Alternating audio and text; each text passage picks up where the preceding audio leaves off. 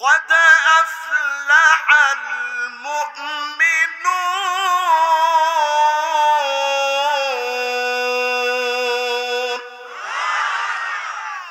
Already মুমিনরা সফল হয়ে গিয়েছে। জোরে করে আল্লাহু আকবার। মুমিনরা কি হয়ে গেছে? আপনি বলবেন হুজুর আমি তো প্রতিদিন জুলুম নির্যাতনের শিকার, আমার ফিলিস্তিনে হাজার হাজার মুসলমানদেরকে মারা হচ্ছে, ৭৬টা বছর ধরে মুসলমানরা মার খেয়ে যাচ্ছে। আল্লাহ, যেই মুহূর্তে সিরাজগঞ্জে মাহফিলটা হচ্ছে এই মুহূর্তে আমার কত মুসলিম খাবার নাই, পানি নাই, চিকিৎসা নাই, কত কষ্টের ভিতরে দিনাতিপাত করছে। আজকে আমার কলিজা মরে গেছে, দিল কানা হয়ে গেছে, আমি অন্ধ হয়ে গেছি। এই জন্য মুসলমানদের জুলুম নির্যাতনে আমার হৃদয়ের ভিতরে কোনো মায়া লাগে না। ৭৬টা বছরে যদি আপনি দিন হিসাব করেন, এমন কোন দিন যায় নাই যেই দিনে গড়ে ২ থেকে ৩ জন করে মুসলমানকে তারা মারে নাই। প্রত্যেকটা দিন ২ জন ৩ জন করে মুসলমান শহীদ হয়েছে, প্রাণ দিয়েছে। এই পর্যন্ত যতজন শহীদ হয়েছে একজনের রক্ত বৃথা যাবে না। এই রক্তের উপরে একদিন মুসলমানরা দাঁড়াবে, কালেমার পতাকা পথ পথ করে উড়াবে, ঠিক কিনা বলেন? আল্লাহ পাক প্রথম আয়াতের ভিতরে বললেন মুমিনরা সফল হয়ে গেছে। আফলাহা শব্দ ব্যবহার করলেন। কি ব্যবহার করলেন? কোরআনুল কারীমের দিকে নজর দিয়ে দেখেন, قد أفلح المؤمنون।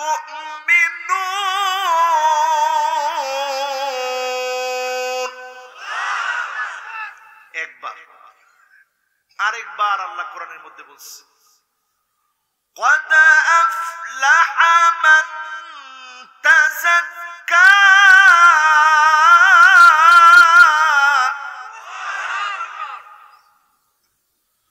আরেকবার আল্লাহ বলছে, قد أفلح من زكاها।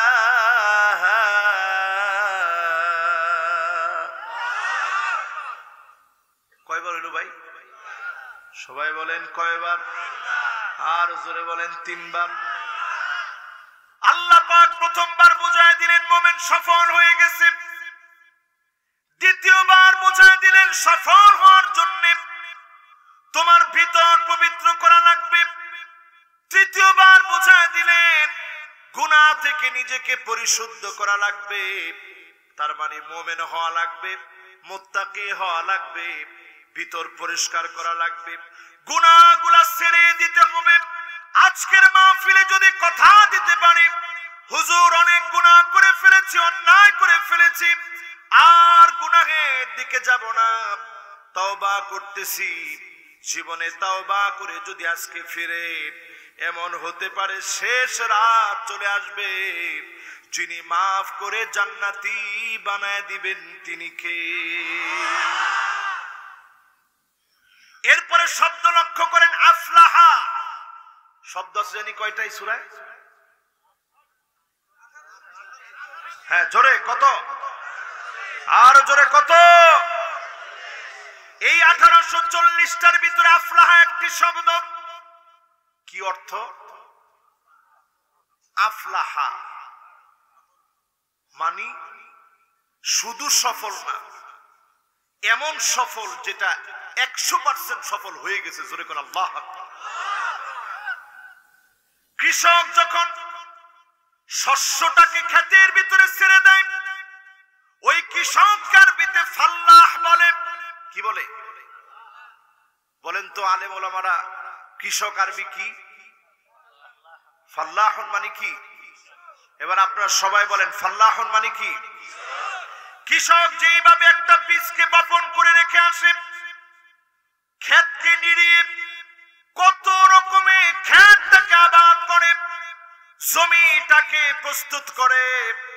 মালিক বুঝায় দিলেন, গোলাম, কৃষক যেভাবে নিজেকে প্রস্তুত করে, শস্যটার জন্য অনেক কষ্ট করে, আমার মোমেন গোলাম এই উর্বর জমিনে দিন কায়েমের জন্য কষ্ট করবে। যতদিন রক্তবিন্দু আছে দিন কায়েমের জন্য চেষ্টা করবে।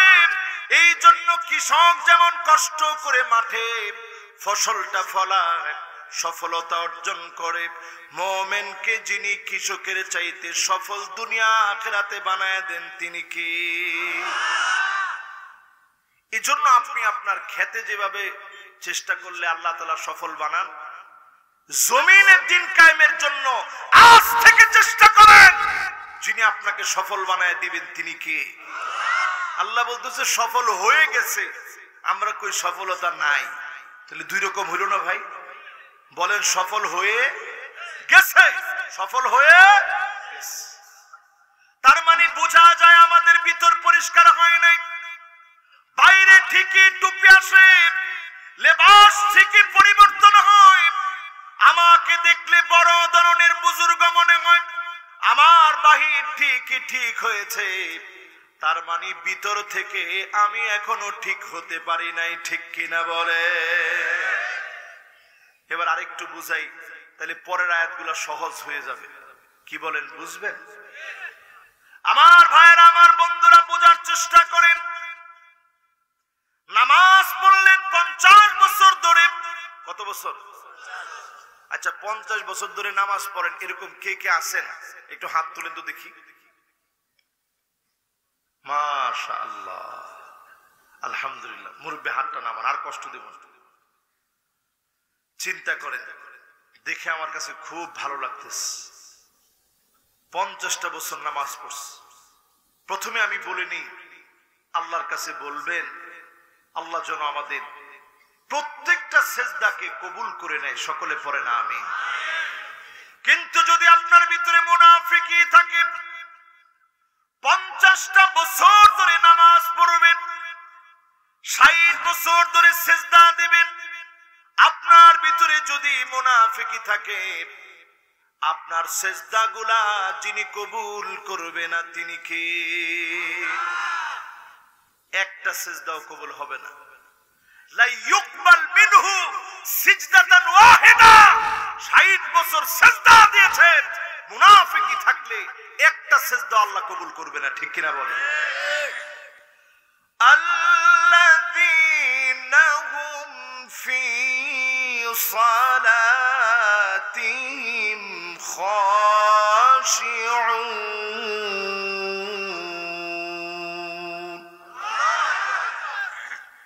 নামাজের ভিতরে যারা বিনয়ী হবে। এখন নামাজের ভিতরে বিনয় আসেনি আমাদের? নামাজের ভিতরে দাঁড়ায় আবার ইমাম সাহেব একটু দেরি করলেন,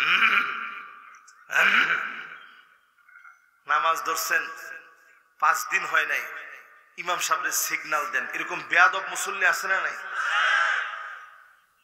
আপনি মোটেও বিনয়ী হন নাই। আগে যেরকম গাড়তেরা ছিলেন, এখনো গাড়তেরা আছে। এই মার্কা লোক সফল হইতে পারে নাই। ঠিক কিনা বলেন? নামাজের ভিতরে যখনই আসবেন, মুনাফিক চিনার নামাজের ভিতরে কিছু আলামত আছে, বলবো? রাগ করবেন না তো? অনেকে আবার একজনে কই জানাজা কি, জানাজার কি হলো? ও জানা দরকার। আমি চিন্তা করলাম যে হায়রে সর্বনাশ, আমি করতেছি নামাজের ওয়াজ, উনি কয় জানাজার দরকার। জানা দরকার, মাশাআল্লাহ। এখন আমার নিজের কাছে মনে হয়েছে যে না, এটা তো ঠিক। নামাজের ভিতরে মুনাফিক চিনা দরকার আছে না নাই? নামাজের ভিতরে মুনাফিক চিনার প্রথম আলামত হচ্ছে ইউরাউনান নাস। মানুষকে দেখানোর জন্য নামাজ পড়বে, এরকম সুন্দর করে রুকু দিছে, আস্তে আস্তে উঠছে, কি সুন্দর করে সেজদা দিছে, সেজদায় গিয়ে কপাল রে ঘষে, একটু দাগটা পড়ো, মানুষ আমারে নামাজি বলো। এরকম নামাজি নাই তো? এরকম আছে? বক্তব্য হাদিসের খিলাফ না, পুরা হাদিস থেকে আমি কোট করতেছি। 2 নাম্বার, কোরআনে আল্লাহ বলতেছেন নামাজের মধ্যে মুনাফিক চিনবা কেমনে? কমু কুসালা, সারা পথ হেঁটে আসবে, নামাজের ভিতরে এসে সবচেয়ে দুর্বল, এরকম হুজুর শরীরটা চলে না, সবচেয়ে ক্লান্ত হয়ে গেছে। এটা হচ্ছে নামাজের ভিতরে মুনাফিক চিনার আলামত। বাহিরে যদি 1 টাকা বেশি কিছু চাইছে, 1 থাপ্পড় দিয়ে দাঁত ফেলাই দেন, বেয়াদব তুই আমারে চিনস? তোর মতো ফুলাফান এখনো পিড়িতে পারি 10 জন রে, এই যে মুখের ভাষা। কিন্তু ঠিক যখন নামাজের মধ্যে আসছে, ওনার চাইতে দুর্বল অসুস্থ আর কেউ নেই। এটা মুনাফিকের আলামত, ঠিক কিনা বলেন? এরপর আল্লাহর হাবিব বলেন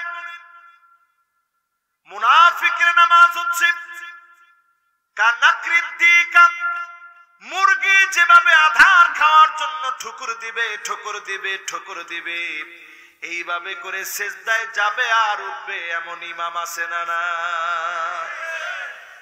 দেখছেন ইমামের কথাটা কইছি, সবাই মিলে ইমামের বিরুদ্ধে লেগে গেলেন। হ্যাঁ, আসলে আছে, মুসল্লি আছে।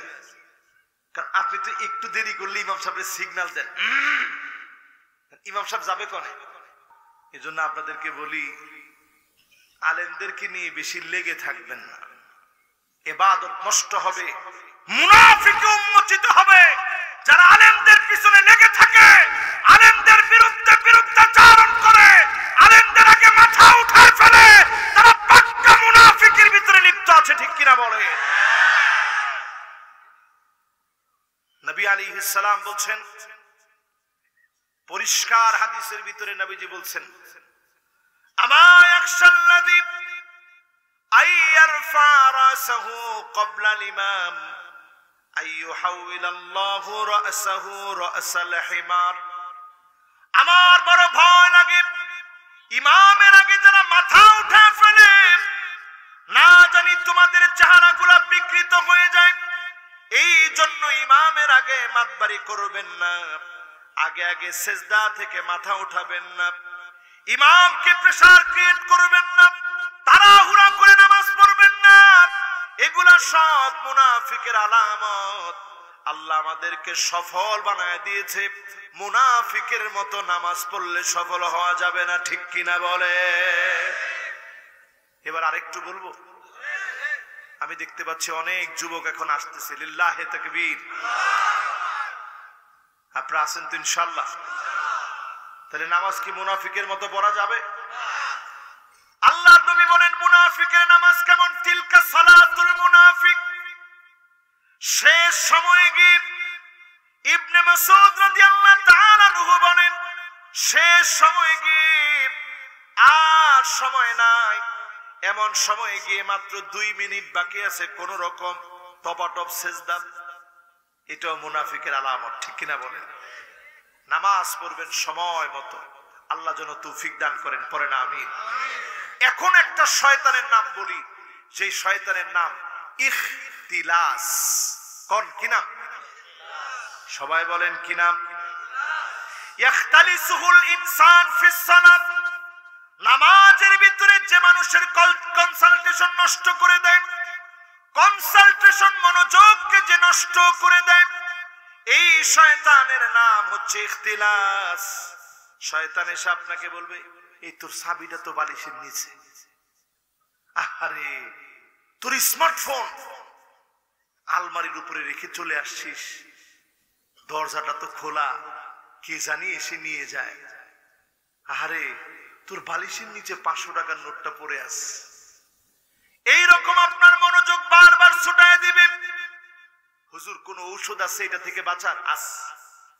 প্রতিনিয়ত যখন এটা বাড়বে, বাম দিকে ফিরে 3 বার থুতু নিক্ষেপ করবেন। এটাকে প্রতীকী থুতু নিক্ষেপ বলে। এইভাবে আউযু বিল্লাহি মিনাশ শাইতানির রাজিম বলে 3 বার প্রতীকী থুতু নিক্ষেপ করবেন শয়তানকে উদ্দেশ্য করে। দেখবেন ক্রমশ আল্লাহ রাব্বুল আলামিন এই রোগ থেকে আপনাকে হেফাজত করবে। পড়েন আমিন। সাহাবায়ে কেরাম এমন ছিলেন, তীর এসে লেগে গেছে, ক্ষুধার যন্ত্রণা শুরু হয়ে গেছে, নামাজের জন্য দণ্ডায়মান হয়ে গেছেন, ক্ষুধার যন্ত্রণা ভুলে গেছে। জিহাদের ময়দানে কাফের কখন আঘাত করে ফেলবে, নামাজের জন্য দাঁড়ায় পড়েছেন, আঘাতের পর আঘাত লেগেছে, বুঝতে পারে নাই। তাবিদের জীবনী থেকে পাওয়া যায় পা কাটা লাগবে অপারেশন করে। অবশ করার মতো মেডিসিন তখন ছিল না, মদ খাওয়া অচেতন বানায়া মানুষের পা কাটা হতো। সাহাবী বললেন, তাবি বললেন, কোনো কিছু লাগবে না, আমি কোরআনুল কারীম তেলাওয়াত শুরু করে দেব নামাজের মধ্যে দাঁড়ায়া, এরপরে আমার পা কেটে নিও, টেরও পাবো না। কোরআনুল কারীম নামাজের ভিতরে তেলাওয়াত শুরু করলো, মন মিশানো, মোহাব্বত মিশানো তেলাওয়াত শুরু করেছে, পা কাটা শুরু হয়েছে, খবরও পায় নাই। আল্লাহ রাব্বুল আলামিন নামাজের ভিতরে এমন স্বাদ ঢেলে দিয়েছে, বলেন আল্লাহু আকবার। নামাজের ভিতরে যখনই দাঁড়াবেন শুধু সূরা ফাতিহা বোঝার চেষ্টা করেন। আলহামদুলিল্লাহি রাব্বিল আলামিন। অনেকে মনে হয় পারেন না, তো পারলে আমার সাথে কি শত্রুতা আছে? এই সূরাটা পুরাটা পড়লে 15 পারা কোরআন শরীফের সমান সওয়াব আল্লাহ আমলনামায় দিয়ে দিবে। জোরে কথা আলহামদুলিল্লাহি রাব্বিল আলামিন বলে একটু চুপ করে একটু থামবেন, কারণ তখন একজন আপনার কথার তৎক্ষণাৎ সাথে সাথে সেকেন্ডারি লাগবে না, ইকো সেকেন্ডারি লাগবে না, ন্যানো সেকেন্ডের আগে আপনার কথার আয়াতের পরে জবাব চলে আসবে। জোরে কোন আল্লাহু আকবার। জবাব তার কেউ দেন না, আমার মালিক দিবে। হামিদানি আবেদি, আমার বান্দা আমার শুকরিয়া আদায় করেছে। আপনার মতো নালায়েক, আমার মতো নালায়েক, আমার মতো নাফরমান, আমার মতো গুনাহগার কুল কায়নাতের মালিককে ডাক দিয়েছে, তৎক্ষণাৎ সূরা ফাতিহার ভিতরে সারা চলে এসেছে। এরপরে আপনি তেলাওয়াত করলেন আর রহমানির রহিম। তেলাওয়াতটা করছেন খালি, সঙ্গে সঙ্গে আমার আল্লাহ কি বলে, আসনা আলাইয়া আবদি, আহারে আমার বান্দা আমার সানা গাইল।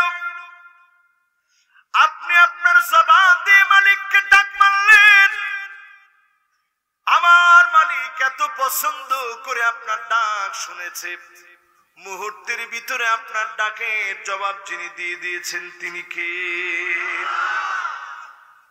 আপনি যখনই ডাক দিয়ে বললেন মালিক ইয়াউমিদ্দিন, সঙ্গে সঙ্গে আমার মালিক ডাক দিয়ে বলল মাজ্জাদানি আবদি, আমার বান্দা আমার মর্যাদা বাড়ায় দিল। আল্লাহু আকবার। কি মর্যাদা আপনি বাড়াইবেন? আল্লাহর কি মর্যাদা আপনি কমাইবেন আর কি মর্যাদা বাড়াইবেন? কত বড় আমার আল্লাহ, এত বড় আমার মালিকের আরশে আজিমের সামনে 7 আকাশ আর 7 জমিন যদি আরশে আজিমের শুধু চেয়ার, শুধু কুরসির সামনে রেখে দেওয়া হয়, কাহালকাতিন মুলকাতুন বিআরদি ফালাতিন, আমার এই আংটিটা যদি সুরে এখন মাঠের মাঝখানে ফেলে দেই, আপনারা চলে গেলে পাওয়া যাবে? এখন যে ক্যাচ ধরতে পারবেন সে পাবে, কিন্তু যদি মনে করেন আপনার সব চলে গেছেন খোলা ময়দান আর আগ উঠছে ফেলে দিস, পরে আর পাওয়া যাবে? একজন কই পাওয়া যাবে, যাবে কই যাবে? কোনো হদিস পাওয়া যাবে না।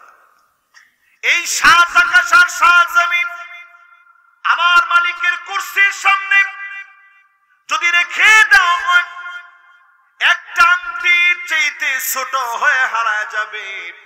এত বড় মালিক যিনি, তিনি কে? এবার চিন্তা করেন, 7 আকাশ 7 জমিন কত বড়। মালিকের কুদরতি হাতের ভিতরে যদি রেখে দেওয়া হয়, ক্ষমতার সামনে যদি রেখে দেওয়া হয়, কাখরদালাতিন সাবাত, 7টা সরিষার দানা আমার আপনার হাতের ভিতরে নিয়ে নাড়াচাড়া করলে যেমন মালিকের সামনে 7 আকাশ আর 7 জমিন সরিষার দানার চাইতে ছোট ছোট মনে হয়। বলেন আল্লাহু আকবার।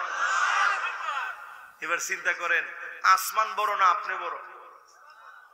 এরপর তো সবাই কয় না। অহংকার যে রকমের করে মনে হয় আসমানের চাইতে আপনি বড়। এবার চিন্তা করেন, 7 আকাশ 7 জমিন 7টা সরিষার দানার মতো। সেই মালিক আপনাকে বলবে আমার মর্যাদা আমার গোলাম বাড়ায় দিল। জোরে করে আল্লাহু আকবার। এরপরে আপনি যখন পড়বেন ইয়্যাকা না'বুদু ওয়া ইয়্যাকা নাস্তাঈন,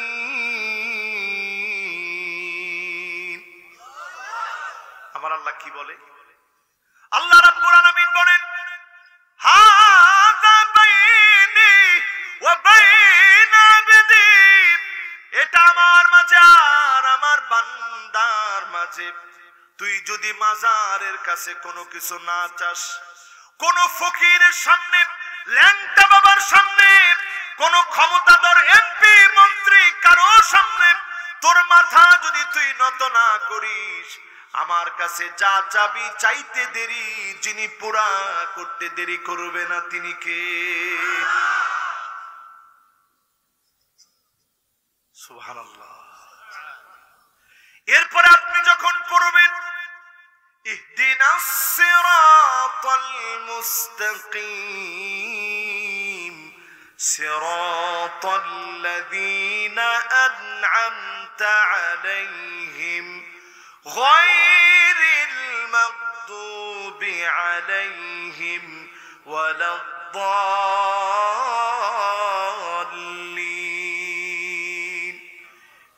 আমিন। এই পর্যন্ত যখন বললেন, মালিক আবার বলবে হাযা বাইনি ওয়া বাইনা আবদি ওয়া লিআবদি মা সাআল, এটা আমার মাঝে আর আমার গোলামের মাঝে। গোলাম তোর কি কি লাগবে বল, তোর চাওয়া গুলা কি কি একটা একটা করে বল। আল্লাহর ভান্ডার ছোট না। লাউ ইন্না আউওয়ালাকুম ওয়া ইনসাকুম ওয়া জিন্নাকুম কামু ফি সাঈদিন ওয়াহিদিন, সব মানুষগুলা মিলে, সব জিনগুলা মিলে খোলা প্রান্তের ভিতরে দাঁড়ায় একজন একজন করে যদি বলেন আল্লাহ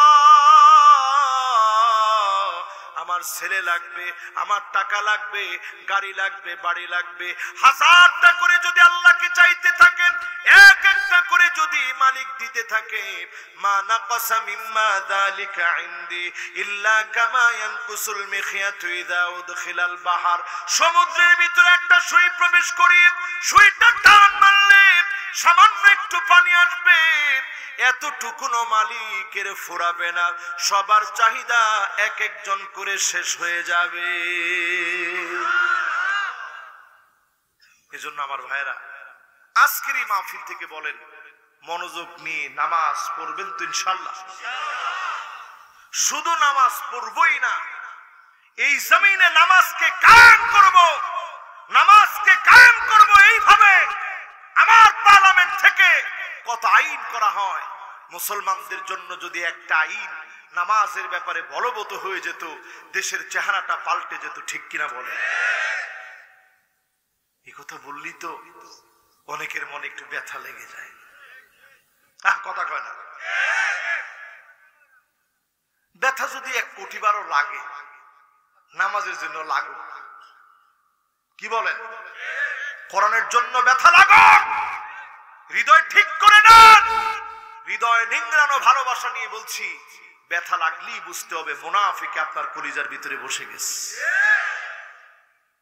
এরপরে আমার ভাইরা 3 নম্বর আয়াতে কারিমাতে আসেন, ওয়াল্লাযীনা হুম আনিল লাগwi মু'রিদুন।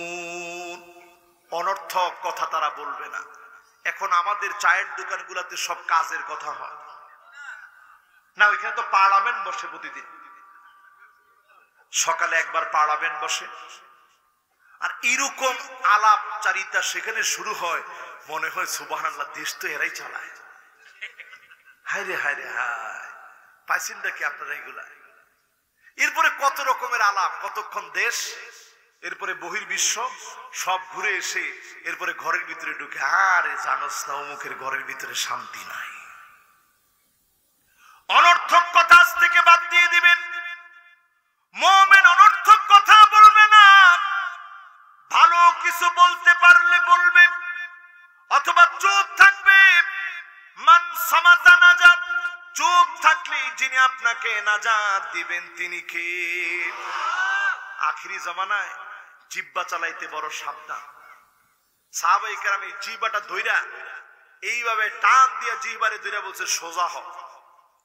আল্লাহর নবী দেখায় বললেন, এই জিহ্বা আর 2 পায়ের মাঝখানে যা আছে যদি আপনি হেফাজত করতে পারেন, আদমানুলাহুল জান্নাত, তার জন্য জান্নাতে যিনি জামিন হয়ে যাবেন তিনি আমার নবী। জোরে কোন আল্লাহু আকবার। তাহলে এই মাহফিল থেকে সহজে বলেন তো দেখি, জিহ্বাকে কন্ট্রোল করবো তো ইনশাআল্লাহ? সিরাজগঞ্জ থেকে বাসে উঠছেন, যাবেন ঢাকায়, পাশে একজন বসছে, বসে জিজ্ঞাসা করতেছেন কোন থেকে আসছেন? আমার তো আমি আসছি রংপুর থেকে। আপনি কই থেকে উঠলেন জানি? সিরাজগঞ্জ থেকে। ও, যাবেন কই? যাবো তো ছেলের বাসায়। ছেলে কি করে? ছেলে চাকরি করে। কই থাকে? যাত্রাবাড়ি। ও আচ্ছা আচ্ছা, নিজের বাড়ি? কয় এত কিছু আপনার দরকার থাকে? কয় না, চাকরি করে কিসের? পুলিশের। কয় উপরি সুপুরি কিছু পায়নি? আচ্ছা কোন তো উপরি সুপুরি হালাল না হারাম? আওয়াজ করে বলেন হালাল না হারাম? লোকটা এখন এরকম বড় বড় চোখ করে তাকায়, হে মিয়া এত কথা কেন জিজ্ঞাসা করে? আচ্ছা ঠিক আছে, বাড়ি কি নিজের নাকি ভাড়া থাকে? এই সব কথাগুলা অনর্থক কথা। জান্নাতের ভিতরে মুমিনদের কোনো আফসোস থাকবে না, শুধু একটা আফসোস করবে, আয় আল্লাহ কেন অযথা সময়টা কাটিয়েছিলাম, আরেকটা বার যদি সুবহানাল্লাহ বেশি বলতাম, আরেকটা বার যদি আলহামদুলিল্লাহ বেশি বলতাম, আরেকটা বার যদি আল্লাহু আকবার বেশি বলতাম, আরেকটা বার যদি লা ইলাহা ইল্লাল্লাহ বেশি বলতে পারতাম, আজকে তো সফল হয়ে যেতাম। বলতে রাজি আছেন ইনশাআল্লাহ? রাজি আছেন ইনশাআল্লাহ?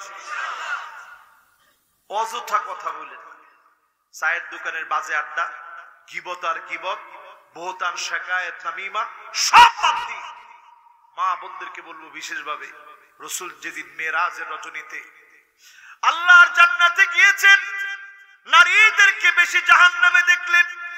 এই কথা বললে পরে অনেক মা বোন বড় কষ্ট পেয়ে যায়। হুজুর কেন এমন করে কথাগুলা বলল? অধিকাংশ নারীকে জাহান্নামে দেখলেন কেন? আজকে তাকালে পরিষ্কার বোঝা যায় নারীরা কেন বেশি জাহান্নামে। কারণ নারীরা জিহ্বা দিয়ে 19 রকমের গুনাহ করে। কত রকম? কথাটা আমি বলি নাই, ইমাম গাযালি আলাইহির রাহমা ইহয়া উলুমিদ্দিনের ভিতরে নারীদের জিহ্বার 19টা গুনাহের কথা বলছে। আমি আর আজকে সেদিকে গেলে শেষ পর্যন্ত গাড়ি নিয়ে বাড়ি পর্যন্ত যেতে পারবো না, না এই জন্য আমি ওইগুলো আজকে আর বলবো না। আবার কে বলেন, এটা শুনবেন? খুব জরুরি।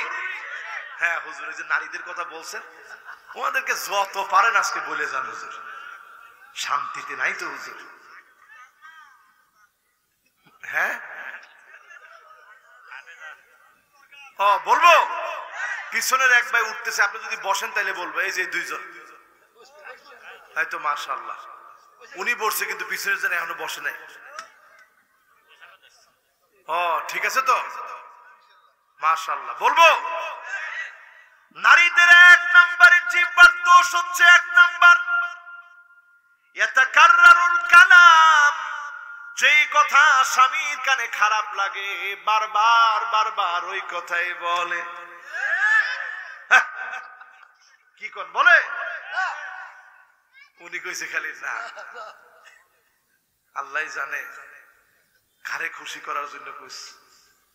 কারণ এখানে ক্যামেরায় দেখা যাচ্ছে তো না, যেভাবে বলছে, কারণ হ যদি কইতো ঘরে জায়গা নাও তো হইতে পারে। মাহফিলে বসে আপনি সবার সামনে কইছেন হ্যাঁ, স্বামীর কাছে যে কথা খারাপ লাগে কানের সামনে বারবার বলে, ঠিক কিনা বলেন?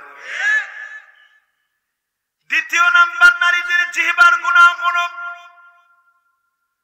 বারবার নারী বলে আমি দেখে তোমার ঘর করে খেয়ে গেলাম, আমি দেখে ভাত খেয়ে গেলাম, অন্য কোন বিটি হলে খেত না। আর কি কয় এরকম বলে? মহিলারা চিন্তা করবে যে আজকের এই ওয়াজ শুনতে আসাটাই আমাদের জন্য ক্ষতির কারণ হয়ে দাঁড়াইছে। এরপর এরকম একটু বলতে থাকবো, আর কয়েকটা বলি, বেশি আর বলতে কয় না। এটি সব শুনবেন না তো তাফসীর করবো কেমনে? 10টা আয়াত তেলাওয়াত, 10টা আয়াতের অনুবাদ করে দিতে 1 ঘন্টা সময় লাগে। হ্যাঁ বলবো, বহুদিন পরে আসছে, গত 2 বছর আগে আসছে না, 2 বছর না 3 বছর মনে হয় না। মাশাআল্লাহ। এবার শোনেন, তাইলে যেটা স্বামীর কানে খারাপ লাগে ওইটা বারবার বলে। 2 নাম্বার বারবার নারী বলে আমি দেখে আপনার ঘর করে খেয়ে গেলাম, অন্য মহিলা হইলে খেত না।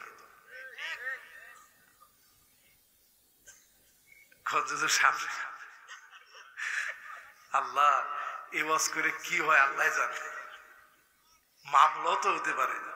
কি নারী বিদ্বেষী চিন্তা করছেন।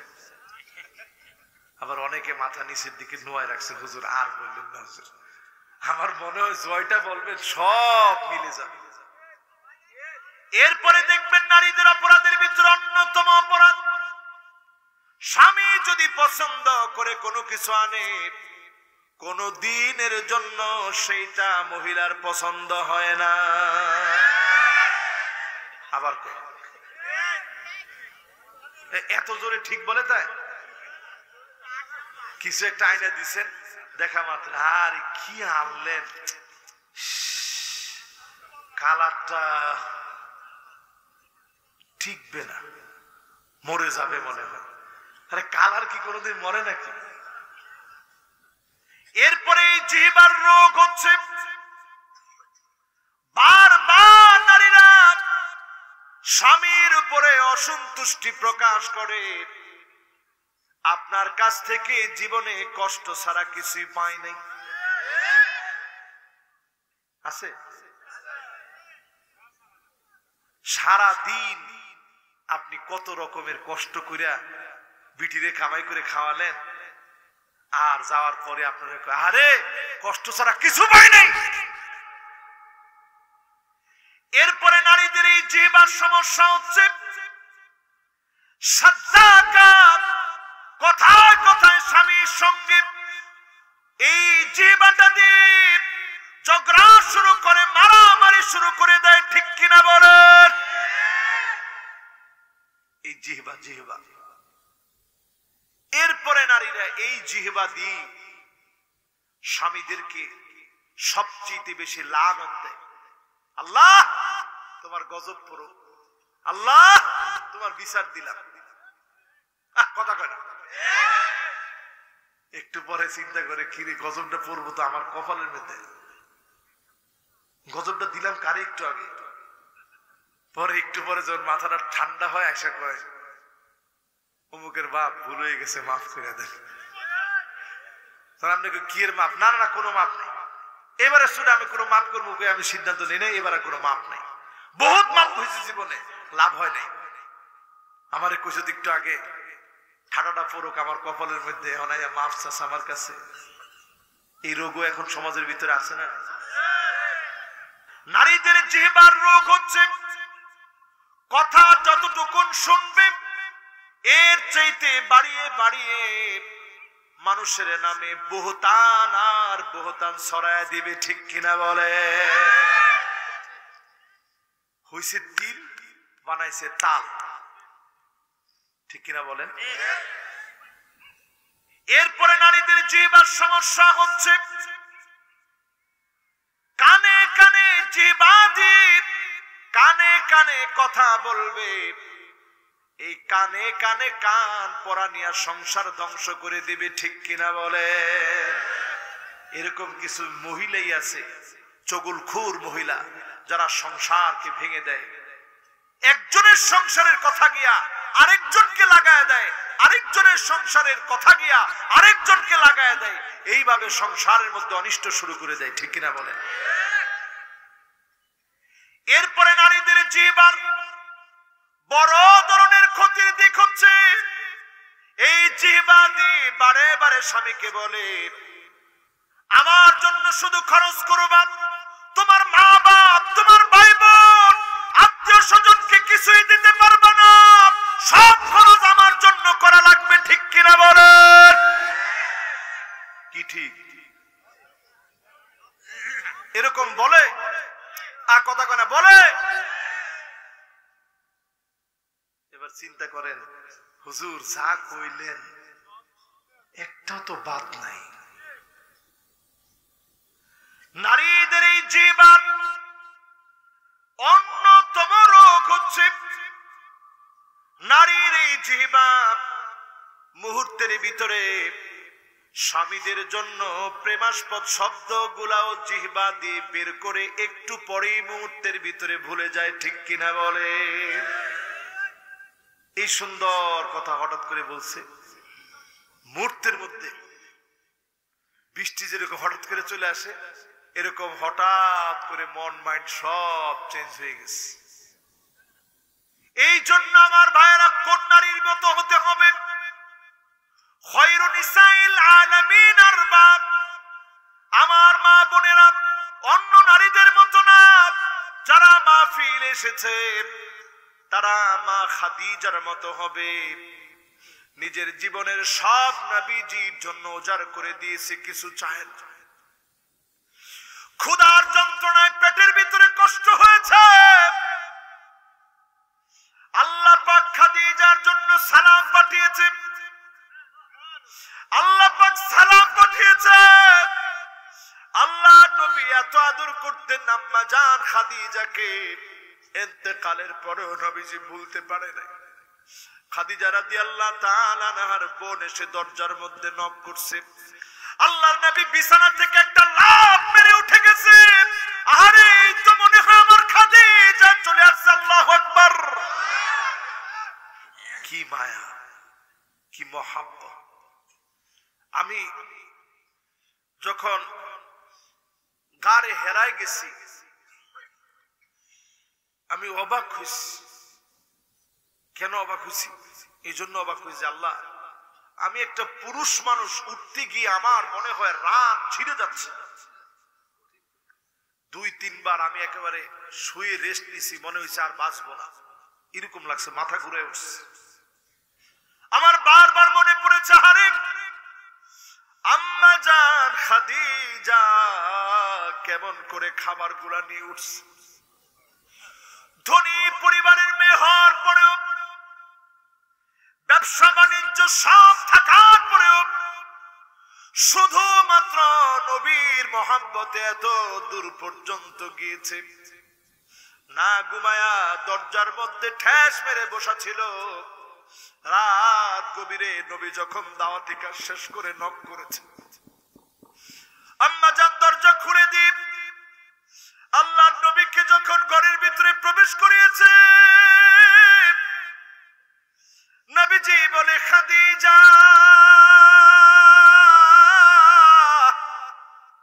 তুমি কি ঘুমাও না? খাদিজা রাদিয়াল্লাহু তাআলা আনহা বলেন, নবী ঘুমাই নাই।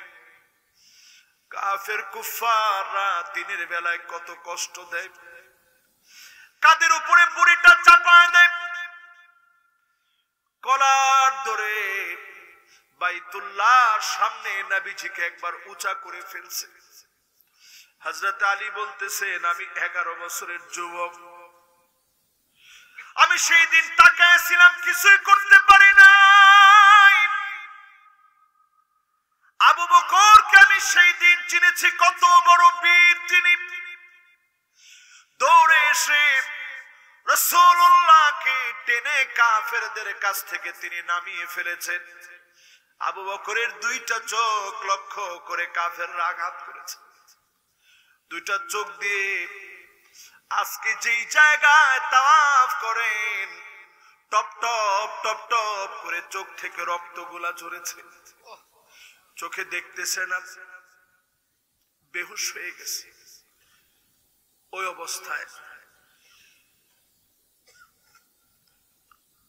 অবস্থায় আবু বকর রাদিয়াল্লাহু তাআলা আনহুকে ঘরের মধ্যে নেওয়া হয়েছে। টানা হেসরা করে যখন ঘরের ভিতরে নেওয়া হয়েছে, একবারের জন্য হুশ ফেরার পরে নিজের চেহারার কথা জিজ্ঞাসা করে নাই, চোখের খবর নেই। আমার নবী কেমন আছে, আমার নবী কেমন আছে,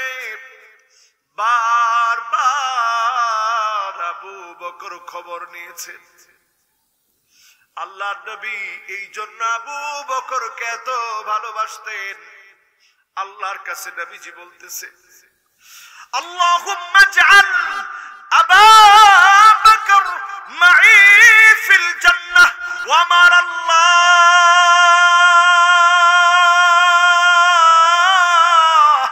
আমার আবু বকরকে আমার সঙ্গে তোমার জান্নাতে একসঙ্গে মেহমান বানায় দিও রে আল্লাহ।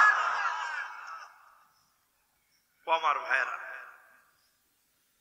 চিন্তা করে এই দিনের জন্য কি পরিমাণ কষ্ট গেছে। তো রাসূলের এই কষ্টের দিনের সঙ্গিনী ছিল আম্মা জান খাদিজা। ফেরাউনের স্ত্রী, নাম কি? আসিয়া। কি পরিমাণ কষ্ট দিছে ফেরাউন। ওই জায়গাগুলোয় গেলে দিলের ভিতরে একটা জ্বালা তৈরি হয়ে যায়, আল্লাহ কি পরিমাণ কষ্ট এই দিনের জন্য করে গেছে। আমরা তো দিন অনেক সহজে পাইছি, অনেক সহজে দিন পেয়েছি, তেমন কিছুই দিনের জন্য দেই নেই, শুধু নিস। আম্মা জান খাদিজার কথা দেখেন, আসিয়ার কথা দেখেন, টকবগে তেলের ভিতরে ফেলে দিবে, সেই মুহূর্তে আসিয়া বলে, রব্বি বিনিলি ইনদাকা বাইতান ফিল জান্নাহ, ও আমার আল্লাহ, আমার জন্য আপনার কাছে, কার কাছে? ইনদাকা। আগে বললেন আল্লাহ, অন্য কিছু চাই না, আগে চাই আপনার কাছে। 2 নম্বরে বললেন বাইতান, মানে একটা ঘর। কটা ঘর? 3 নম্বরে বললেন ফিল জান্নাহ, মানে জান্নাতে। জান্নাত কইলেন 3 নম্বরে। আগে বললেন আল্লাহ আপনার কাছে লাগবে, 2 নম্বরে বললেন ঘর লাগবে, 3 নম্বরে বললেন জান্নাতে লাগবে। জোরে করে আল্লাহু আকবার। এজন্য এইরকম মা বোনদেরকে বলি, এরকম হন, সবেরা হন, ধৈর্য ধরেন। আপনার স্বামী যদি জুলুম করে, এই জালেম আল্লাহর কাছে জালেম হয়ে দাঁড়াতে হবে, ঠিক কিনা বলেন? এরপরে আমার ভাইয়েরা, কোরআনুল কারীম আল্লাহ তাআলা 4 নম্বর আয়াতে কারিমাতে বলছেন, কয় নাম্বার? ওয়াল্লাযীনা হুম লিয-যাকাতি ফাঈলুন, যারা কার্যত, আল্লাহু আকবার, জোরে কর, জোরে বলেন আল্লাহু আকবার, তবে আমি এটা আপনাদের আমার তেলাওয়াত শুনে আল্লাহু আকবার বলবেন, এটা আমি কোনোদিন বলবো না। আমার তেলাওয়াত পচা তেলাওয়াত, এই পচা তেলাওয়াত শুনে আল্লাহু আকবার না বললে কোনো অসুবিধা নেই। তবে কোরআনুল কারীমের তেলাওয়াত শুনলে আল্লাহু আকবার মন থেকে বলবেন ইনশাআল্লাহ। পারবেন না? মাশাআল্লাহ, আমরা কিন্তু কাছেই গেছি, সময়ও আমাদের শেষের দিকে, আমরা কিন্তু কাছেই ফেলতেছি। কার্যত যারা যাকাত আদায় করে, যাকাত না কোটি কোটি টাকা যাকাত আসে, উনি যাকাতের কয়টা লুঙ্গি এনে আর শাড়ি এনে নাম ফুটানোর জন্য যাকাত দেয়, আছে না নাই? আসতে বলেন, আছে না নাই? আল্লাহর নবী বলেছে যাকাতু মাগরামাত, যাকাত মানুষের কাছে এক সময় অভিশাপ হয়ে যাবে। যাকাতকে মানুষ অভিশাপ মনে করবে। এখনকার সময়ে দেখা যায় যাকাতের লুঙ্গি, যাকাতের শাড়ি আগেই সিরাজগঞ্জে এসে নরসিংদীতে গিয়ে, টাঙ্গাইলে গিয়ে বলে দেওয়া থাকে, পাতলা পাতলা সুতা দিয়ে দিয়ে। কথা কয় না? এটা আপনি আমারে ওয়াজ করেন আরো জোরে, আপনারা আমার চাইতে বেশি জানেন এই বিষয়ে। এরকম কি কোনো মানুষ কয়নি আপনাদেরকে? বলে বলে এই রকম যদি কোন লুঙ্গি যাকাত যেই লোকটা নিবে, আপনি যদি তাকে এই রকম একটা লুঙ্গি দেন, কসম আল্লাহর, এই 300-400 টাকা বৃথা গেল। এই রকম যাকাত আপনার কাছ থেকে যিনি গ্রহণ করবেন না, তিনি কে? হতে পারে এই লোকের ঘরের ভিতরে কোনো চাউল নাই, কোনো খাবার নাই, ঔষধ নাই, চিকিৎসা করার মতো কোনো অর্থ নাই, ডাক্তার দেখানোর মতো খরচ নাই। আপনি তারে দিলেন যাকাতের লুঙ্গি আর শাড়ি, লোকটা নিবে আর বলবে আল্লাহ গরিব বানাইছিল কে? ঠিক কিনা বলেন? এই যাকাত দেওয়া কিন্তু তার উপর আপনি দয়া করলেন না। হাক্কুল লিসাইলি ওয়াল মাহরুম, এই মানুষকে আল্লাহ অধিকার দিয়েছে, পাওনাদার যেভাবে আপনার কাছে পায়, যাকাতটাও মানুষ আপনার কাছে পায়। যদি আপনি বুঝতেন, হাতে পায়ে ধরে পূর্ণভাবে যাকাত আদায় করতেন। ঠিক কিনা বলে? রেডি হয়ে যান, সেকা দিবে। এই সম্পদ রে আল্লাহ পাক জাহান্নামের আগুন দিয়ে পুড়ায়া, ও কথা কইতেছে বাহিরে না,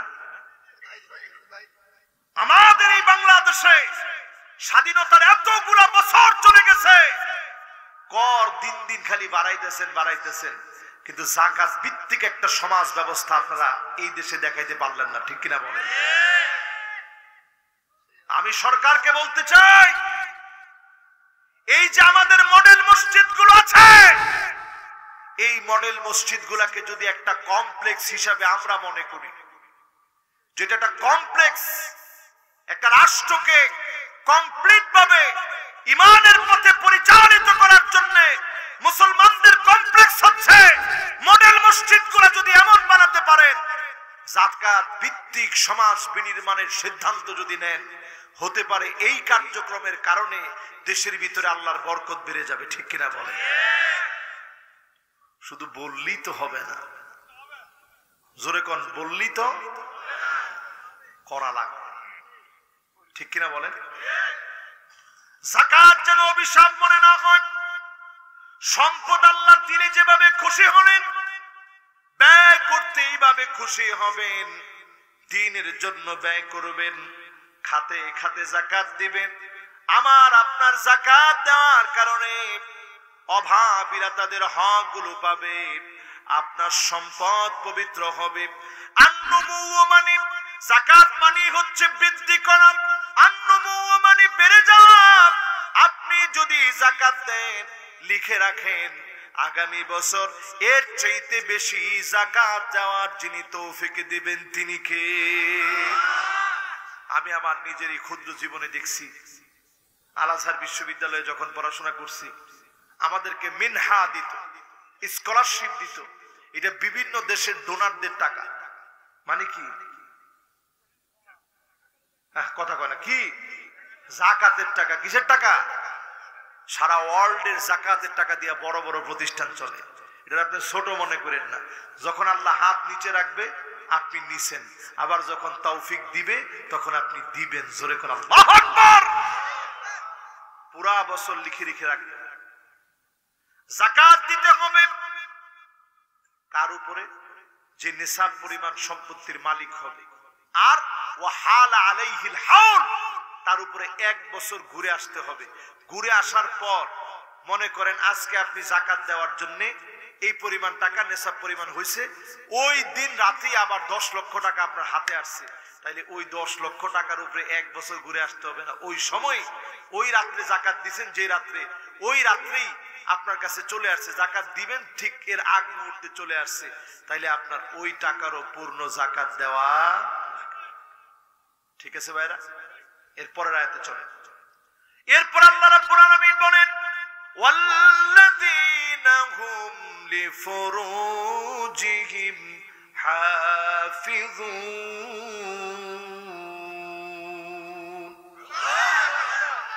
এরপরের আয়াত শুনেন, ইল্লা আলা আজওয়াজিহিম আও মা মালাকাত আইমানুহুম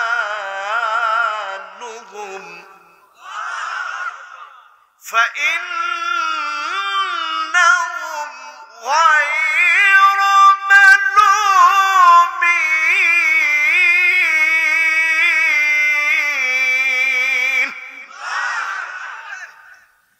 লজ্জাস্থানের হেফাজত, দুঃখজনক সত্য, এখন লজ্জাস্থানের হেফাজত বলতে কিচ্ছু নাই। আপনি আপনার স্ত্রী এবং হাত যেই দাস দাসীর মালিক হয়েছে, দাস দাসী প্রথার কথা আসলে অনেক নাস্তিক লাফ দিয়ে উঠে, হ্যাঁ দেখছস, এই দাস দাসী প্রথা মুসলমানরা আনে নাই। আপনি খ্রিস্টপূর্ব ইতিহাস পড়ে দেখেন, আজকেই গুগলে গিয়ে সার্চ করে দেখবেন, খ্রিস্টপূর্ব ঈসা আলাইহিস সালামের জন্মেরও 500, 600, 700, 800 বছর আগে যাবেন, এর আগে যাবেন, বেবিলিয়নের সভ্যতার দিকে যাবেন, মেসোপটেমীয় সভ্যতার দিকে যাবেন, মেসোপটেমীয় সভ্যতার দিকে তাকাবেন, ইজিপশিয়ান সভ্যতার দিকে তাকাবেন, যুগ যুগের ইতিহাস দেখবেন, ওই বাবেল শহরের ইতিহাস পড়ে দেখবেন, হাজার হাজার বছরের ইতিহাসে মানুষ বিক্রি হতো। এই প্রথা থেকে ইসলাম মানুষকে বের করে আনছে। জোরে করে আল্লাহু আকবার। এবার আসেন আমার ভাইরা, স্ত্রীদের কাছে যখন আপনি যাবেন, এটা গুরুত্বপূর্ণ বিষয়, এটা শুনে যান সবাই, 5 এবং 6। স্ত্রীর কাছে যখন আপনি যাবেন, ইসলাম এই জায়গাটা এত সম্মানের করছে, পবিত্রতা অর্জন করে যাবেন, ওযু করে যাবেন।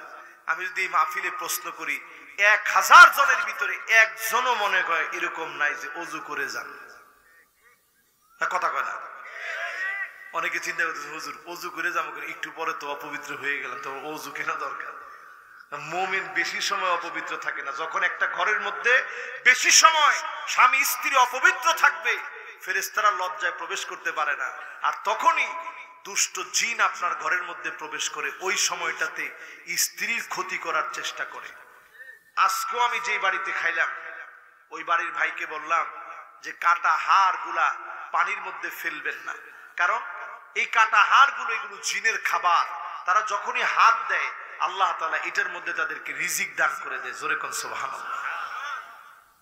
তো দুষ্ট জিন খুঁজে আপনারে কোন ভাবে আপনারে একটু টেবে ফেলে দিবে, কোন ভাবে আপনার ক্ষতি করবে। বাথরুমে প্রবেশ করতেছেন, সাহাবীদের জীবনে এমন ঘটনা আছে, বাথরুমের ভিতরে সাহাবীকে মেরে ফেলছে। বিছনার চাদরের মধ্যে আছে না এগুলা, বিছনার চাদর ঝাড়া দিয়ে শোয় না, এগুলো সব সুন্নত, এমনি না ভাই, ঝাড়া দিয়ে শোয় নাই, সাহাবীকে মেরে ফেলছে। আপনি কি মনে করেন?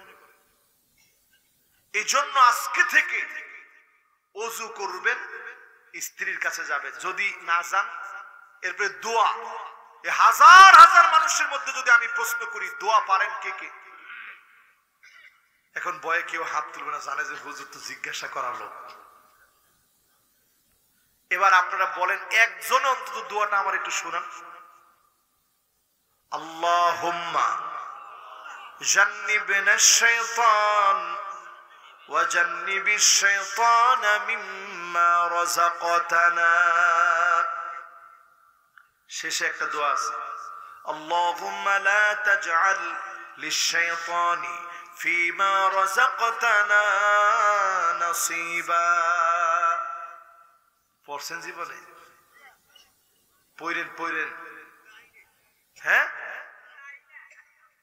ও অনেকে তো বিয়ে করেন, আবার অনেক মুরব্বী কইছে যে হুজুর এখন বুড়া হয়ে গেছি আর কি হুজুর।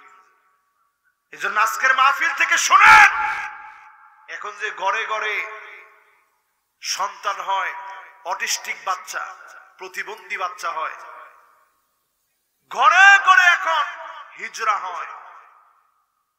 কেন হয় বুঝেন? শয়তান যৌনাঙ্গের মধ্যে লেপ্টে যায়। এই সহবাসের সময় শয়তান আপনার সঙ্গে সঙ্গ দেয়। এজন্য খবরদার, দোয়া পড়া ছাড়া থাকবেন না। আল্লাহ যেন আমাদেরকে হেফাজত করে, পড়েন আমিন। এইবার আসেন আমার ভাইয়েরা, লজ্জাস্থানের হেফাজত মানে কি? এখনকার এমন পোশাক বের হয়েছে, কাসিয়াতুন আরিয়াত মাইলাতুন মুমিলাত। তাকাইলে মনে হয় কোন পোশাক পরে নাই। মাথার খোপা আগে ছিল পিছনে, এখন খোপা বাঁধে মাথার উপরে। বুড়ো প্রাণ একেবারেই নাই, কথা কম। এরপরে দাঁতরে কাইটা চিকন করে শুরু করে লম্বা করে, এগুলো আছে না নাই? এরপরে ট্যাটু আঁকে, আছে না নাই? এই সব কাজগুলো আল্লাহর লানতের কারণ। এর মধ্যে সবচেয়ে ভয়াবহ হচ্ছে ওই মেয়ের দিকে মালিক তাকাবেন না, দয়া দেখাবেন না, মায়া দেখাবেন না। স্পষ্ট সহিহ হাদিসের বক্তব্য আসছে, সহিহ হাদিসের ভিতরে আসছে, লা ইউকাল্লিমুহুমুল্লাহ, মালিক কথা বলবেন না, ওয়ালা ইয়ানজুরু ইলাইহিম, তাদের দিকে তাকাবেন না, ওয়ালা ইউযাক্কিহিম, তাদের দিকে দয়া দেখাবেন না। কে সেই নারী? আল্লাহর হাবিব বলেন, আল মারআল মুতারাজ্জিলা আল মুতাশাব্বিহাতু বিররিজাল, যেই মেয়ে পুরুষের মতো প্যান্ট শার্ট পরবে, এই রকম পোশাক যে পরবে, মেয়ে হয়ে পুরুষ সাজার চেষ্টা করে, এরকম মেয়ে আছে না? নারীদেরকে ঠেকান, প্যান্ট শার্ট টাকা দিয়ে কিনে দিয়ে জাহান্নাম কিনে দিন। রাজি আছেন ইনশাআল্লাহ? ছেলেদেরকে কানে দুল, হাতের ভিতরে বালা, গলার ভিতরে মালা, কানের ভিতরে দুল, বাকি আছে শুধু নাকের ফুল। কিরে পাইছোটা কি তোমরা? এরপরে চুলের স্টাইল, কেউ কাউরে ছোট করেন না। পোলাপানের চুল দিলে টান দিলে কিন্তু পোলাপান খেপে যাবে। আজকে না না, এই মুরব্বীরা খালি চাইছে হুজুর পোলাপানটা একটু সোজা করেন। এগুলো সব সোজা হয়ে যাবে ইনশাআল্লাহ। আল্লাহ নিজে আমাদেরকে সতর্ক করে দিয়েছে, ফামা নিবতাগা ওয়ারা যালিক, এই স্ত্রীদের ব্যতি রেখে অন্য জায়গায় যদি কেউ যৌন চাহিদা চরিতার্থ করে, কিয়ামতের আগে এটা খুব বেড়ে যাবে। আল্লাহর হাবিব বলেন, এমন হবে, এমন হয়ে যাবে, তাসাফুদাল হাবিব, পশু যেইভাবে যৌন সম্ভোগ করে, রাস্তার ভিতরে তার যেমন আকল না থাকার কারণে নির্লজ্জ বেহায়াপনা কোনটাই সে বোঝে না, মানুষ এমন হয়ে যাবে, এতটা নির্লজ্জ বেহায়া হয়ে যাবে, পশুর মতো যৌন সম্ভোগ করবে। সাহাবায়ে কেরাম প্রশ্ন করছে শরম পায়া, ইয়া রাসূলুল্লাহ ইন্নাহু সায়াকুন, এটা কি হইতে পারে? আল্লাহর নবী বললেন, লা ইয়াকুনান্না, শুধু হবে এমন না, 100% এমন সময় আসবে রাস্তায় রাস্তায় অশ্লীলতা হবে। ঠিক কিনা বলে? সিরাজগঞ্জের এই রাস্তা দিয়ে, এই আপনাদের বাড়ির সামনে রাস্তা দিয়ে যদি এখন একটা ছেলে মেরে নিয়ে যায়, আপনি কিছু বলতে পারবেন? কথা কয় না, বলতে পারবেন? আপনি গিয়ে যদি বলেন, এই ছেলে এর সাথে বড় আওয়াজ, আপনি যদি কোন কিরে তুই আমার এমনি ধমক দিলে আমি তোর বাপের লগে চলালো, পরে করে যে আমি আমার বাপেরটা দিয়ে খাই, তোরটা দিয়ে না। ঠিক কয় না? মুরব্বী কষ্ট পেয়ে গিয়া বিচার দিছি, রে তোর ফুলাটা পাক্কা একটা বেয়াদব, আমার মুখে মুখে এরকম একটা মেয়ে নিয়ে ঘুরতেছে, আমি দেখে শাসন করছি, আমার মুখে মুখে কথা বলছে। বাপ উল্টা আপনারে কইব আমি এর সাথে খারাপ ছিলাম, আমার ফুলা লইয়া তোর চিন্তা করা দরকার নেই। ঠিক কিনা বলেন? এই সময়টা চলে আসছে অলরেডি। আজকে থেকে 30 বছর আগে চিন্তা করেন, এই রাস্তায় যদি অবিবাহিত কোন একটা ছেলে মেয়েকে নিয়ে হেঁটে যেত, গাছের সাথে বাইদায়ের পরে বাপ মারে খবর দিয়ে বিচার করা হতো। আর আসতে কোন যদি 50 বছর পিছনে যান তাহলে দাদা শুদ্ধ আনা হতো। ঠিক কিনা? কত বড় সাহস, আমার এলাকা নষ্ট করতে আইছস। কিন্তু এখন এমন সময়, লায়াকুনান্না 100% পশুর মতো মানুষ হয়ে গেছে। আল্লাহ পাক একটা পশুকে সৃষ্টি করছে, তার ভিতরে আল্লাহ সব দিছে, কলজা গুর্দা হাত পা সব পশুর ভিতরে দিছে, চোখ টোক সব আছে, জিহ্বা আছে, খায় ঠিক, কিন্তু আল্লাহ পাক তারে আকল দেয় নাই, যৌন চাহিদা দিছে। ফেরেশতাদেরকে আল্লাহ আকল দিছে, যৌন চাহিদা দেয় নাই। মানুষকে আল্লাহ তাআলা আকল দিয়েছে, যৌন চাহিদা দিয়েছে। যদি খালি যৌন চাহিদাকে আকল দিয়া কন্ট্রোল করতে পারে, আল্লাহর মাহবুব, আল্লাহর পেয়ারা বন্ধু বানায় নেয়। জোরে করে আল্লাহু আকবার। কথা কি বুঝাইতে পারতেছি ভাই? এই জন্য আজকে থেকে শুধরে যাবেন ইনশাআল্লাহ। বলেন, এই যে আমি আমার আলোচনায় বললাম স্ত্রীরা, আমাদের বাংলাদেশে দেখছি একজনে বিয়ে করছে কয়টা? প্রথম একটা নিউজ আসলো 4টা। খুব সাক্ষাৎকার নিল, সাংবাদিক সব হুমড়ি খেয়ে পড়ছে, বাবারে আপনি 4টা কেমনে কি? এখন কত রকমের গল্প যে ভাই 4টা বিয়ে করছি, আমি আসলে অন্য কোনো দিকে চাই না যে অন্য কোনো দিকে চোখ যাক। ইসলাম আসলে এটা ইবাহা, বৈধতা বুঝিয়েছে।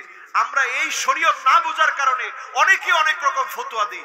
একজন সাহাবী রাসূলের কাছে আসছে, গাইলান বিন সালামাহ আস-সাকাফি রাসূলের কাছে আসছে, ইয়া রাসূলুল্লাহ উরিদু আন আসলামা, আমি চাই এই মুহূর্তে কালেমা পড়ে মুসলমান হব। জোরে কোন আল্লাহু আকবার। আমার 10টা স্ত্রী আছে, আমি আর কি করব? রাসূল বললেন, ফাখতার মিনহুন্না আরবা, এই মুহূর্তেই তুমি 4 জনকে বেছে নাও, বাকি 6 জনকে বাদ দিয়ে দিতে হবে। ইসলাম যদি তুমি মানো তাহলে 4 জন থাকবে, বাকি 6 জন বাদ দিয়ে দিতে হবে। ইসলাম এখানে আপনাকে একটা বৈধতার সীমানা বুঝিয়েছে। যদি আপনি সর্বোচ্চ বৈধতার সীমানা মেনে হক আদায় করতে পারেন, কয়টা? জোরে কোন কয়টা? আর যদি আপনি হক আদায় করতে না পারেন, কয়টা? মাশাআল্লাহ, এটা সুন্দর কথা কইছে। কে কইলেন? মাশাআল্লাহ। এমনও লোক আছে যার একটাও না। কারণ বিবাহ 2 জিনিসের সমন্বয় করতে হয়। একটা কুওয়া বাদানিয়া, শারীরিক শক্তি, আর একটা কুওয়া মালিয়া, অর্থনৈতিক শক্তি। এখনকার জমানায় যদি 4টা করেন, আপনি বিলিয়নিয়ার হইলেও আপনার ঘর কয়দিনের মধ্যে গোজা হয়ে যাবে। ঠিক কিনা বলেন? এই জন্য আমাদের দেশের এক পাগলা বিয়ে করছে 7টা, আবার গর্ব করে বলতেছে যে দেশবাসী আপনারা মাফ করে দিন, করে ফেলছে আর কি। দেশবাসী মাফ করার কিছু না।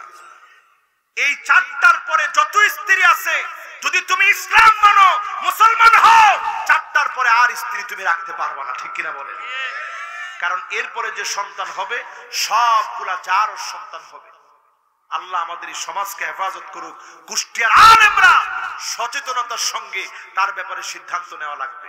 এরপরে কোরআন কারীম আল্লাহ তাআলা বলছেন 8 নম্বর আয়াত, এই তো আমরা শেষ আলহামদুলিল্লাহ। والذين هم لأماناتهم وعهدهم راعون। আল্লাহ রাব্বুল আলামিন 8 নম্বরে 2টা বিষয় মালিক আমাদেরকে বলছেন। এর মধ্যে একটা হচ্ছে আমানত, আর একটা হচ্ছে অঙ্গীকার, 2টা ঠিক রাখা। এখন আমাদের নেতারা আমানত আর অঙ্গীকার অনেকেই এখন বুঝে না। ঠিক কিনা বলে?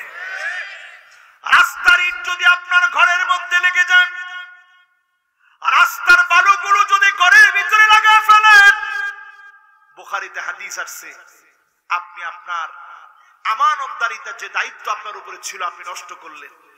একটা ব্রিজ করতে যে পরিমাণ টাকা লাগছে, শত শত শত শত কোটি টাকা যদি আপনার পকেটে ঢুকে যায়, দেশের বাহিরে যদি বাড়ি হয়ে যায়, আমানতের খেয়ানত করলেন।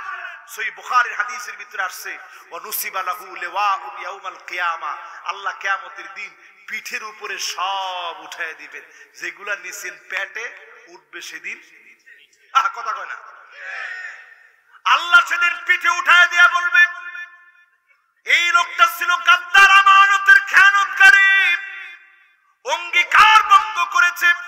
এই জন্য যারা আমানতদার এমন লোক কিয়ামতের আগে খুঁজে পাওয়া যাবে না। আজকের এই মাহফিলে খুঁজে দেখেন, 1000 মানুষের ভিতরে 5 জন আমানতদার খুঁজে পাওয়া যায় না, ঠিক কিনা বলে?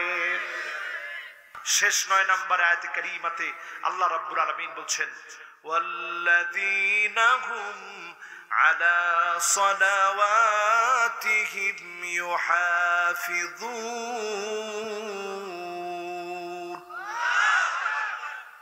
নামাজের হেফাজত করবে। আমরা এটা বুঝি না, 2 কথায় বুঝিয়ে দিই। শেষ আয়াতে চলে আসছি, মাশাআল্লাহ শেষ আয়াত একেবারে আপনাদের সবাই কানে কানে বুঝিয়ে দিই, মুখে মুখে বুঝিয়ে দিই, পায়ে ধরে বুঝিয়ে দিই। ভাই আমার মা বোনরা যারা শুনছেন সবাইরে বলছি, বাবাজিরা যারা শুনছেন, যুবকরা যারা শুনছো সবাইকে বলছি, এই মাহফিলের যুবকরা যেই পরিমাণ কষ্ট করে মাহফিলটা করছে, এই পরিমাণ কষ্ট করে যদি নামাজ পড়ে তাহলে আল্লাহর জমিনে দিন কায়েম সহজ হয়ে যাবে, ঠিক কিনা বল? এবার আমার দিকে একটু তাকান আর মনোযোগ নিয়ে কথাগুলা শুনেন। শেষ কথায় চলে আসছে, যেই লোকটা মদ খায়, এরকম একটা মদখোর যদি আপনাদের সলঙ্গাতে মারা যায়, মাইকিং করা লাগে না, একজন একজন করে, জানোস ওই মদখোরটা মরছে, হ্যাঁ জানোস মদখোরটা মরছে, আরে কি লোকটা ছিল, এত খা মদ খাইতে খাইতে মরছে। জেনাকারী যদি মারা যায়, মানুষ বলে লোকটা খুব জেনাকার ছিল, দুশ্চরিত্র লম্পট ছিল। নেশাখোর হলে নেশাখোর বলে, জেনাকার হলে জেনাকার বলে। এমনকি যদি সুদখোর ঘুষখোর মারা যায়, মানুষ বলে সুদখোরটা মারা গেছে। জালেম যদি মারা যায়, মানুষ বলে জালেমটা মারা গেছে। বড়ই আফসোস, এগুলা যতগুলা বললাম সবচেয়ে মারাত্মক হচ্ছে বেনামাজি। কয় নাই তো? আরো জোরে বলেন। বেনামাজি জেনাকারের চাইতে খারাপ, মদখোরের চাইতে খারাপ। বেনামাজি বললে কেউ বেনামাজি বলে না, অথচ ফেরেশতারা বলে তারিকুস সালাত, নামাজ পরিত্যাগকারী মারা গিয়েছে, নামাজ পরিত্যাগকারী মারা গিয়েছে। কবরের ভিতরে শোয়া দেওয়া হয়, একজন একজন করে সবাই চলে আসে। কবরটা গুটে গুটে অন্ধকার হয়ে যায়, প্রশ্ন শুরু হয়ে যায়, উত্তর দিতে পারে না। ফায়াদরিবুহু দারবাতাম বিল হাদিদ,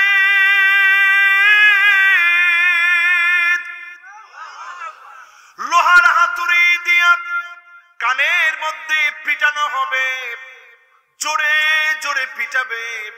ফায়াসিহু সাইহাতান, ব্যক্তি জোরে জোরে চিৎকার মারবে, কুল কায়নাত তার চিৎকার শুনবে। 2টা সৃষ্টি শুনতে পারে না, মানুষ আর জিন, ইল্লা সাকালাইন। গরু দেখবেন দৌড়ায় চলে যায়, ছাগল দেখবেন দৌড়ায় লাফাইতে লাফাইতে দৌড়ায় দড়ি ছেড়ে চলে যায়। শুধুমাত্র মানুষ শুনে না আর জিন শুনে না। একদিনের কবরের ভিতরের দৃশ্য এক মুহূর্ত যদি আপনাকে দেখাতে যেত, এক মুহূর্ত যদি দেখানো যেত, আল্লাহর নবী বলেন আল্লাহ তাদাফানু, দাফন কাফন সব ভুলে যেতে, মানুষ মরে গেলে ফেলে দিয়া দৌড়ায় চলে যেতা, পালায় চলে যেতা। ওই যে কবরের ভিতরে আযাবের দৃশ্য দেখছো, আল্লাহ দেখায় নাই। না দেখায় আমাদেরকে আল্লাহ বলতেছে গোলাম গুনাহ ছেড়ে দে, নামাজের ব্যাপারে যত্নবান হ। যদি আপনি নামাজ না পড়েন, وكان مع فرعون وهامان وقارون وأبي بن خلف, ফেরাউনের সঙ্গে আপনি হবেন, হামানের সঙ্গে হবেন, কারুনের সঙ্গে হবেন, উবাই বিন খালাফের সঙ্গে হবেন, দাগি দাগি আসামির সঙ্গে যিনি জাহান্নামী বানায়া দিবেন তিনি আমার আল্লাহ।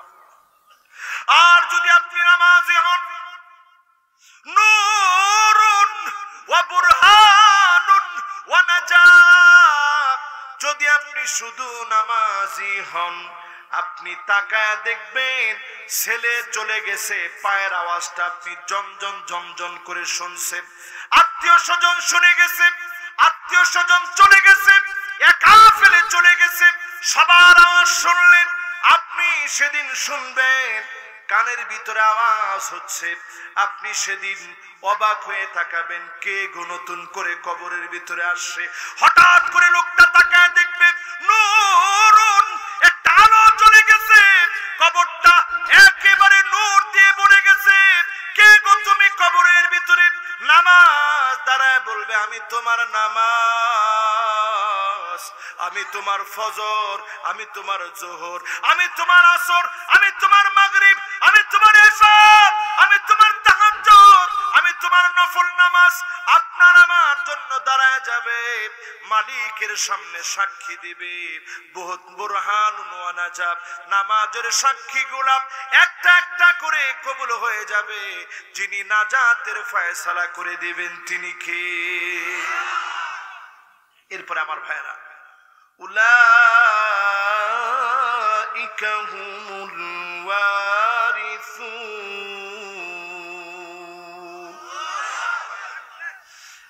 বাইহাকিতে একটা হাদিস আসছে, যখন আল্লাহ জান্নাতটারে সৃষ্টি করছে, আল্লাহ বলছে খালাকাল্লাহুল জান্নাত ক্বালা লাহা তাকাল্লামি। আল্লাহ জান্নাতরে কয় এই জান্নাত কথা কয়। জান্নাত কি কয়? قد أفلح المؤمنون,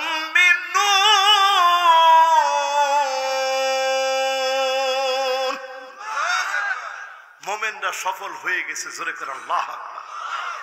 এই যে 10টা আয়াত আমি তেলাওয়াত করলাম, তাফসীর করে বুঝাইলাম, এই 10টা আয়াত একদিকে আপনি মানবেন, অন্যদিকে রাসূল নিজে হাদিসের মধ্যে বলছে মান আকামা হুন্না দাখালাল জান্নাহ। এই 10টা আয়াত যে ব্যক্তি মানবে দাখালাল জান্নাহ, ওই লোকটা জান্নাতে প্রবেশ করবে। জোরে কোন সুবহানাল্লাহ। আজকের এই মাহফিল জান্নাতি মাহফিল হিসেবে যুবকদের আয়োজন, সাক্ষী হয়ে থাকুক। আল্লাহ তাআলা কবুল মঞ্জুর করুক, পড়ি আমিন।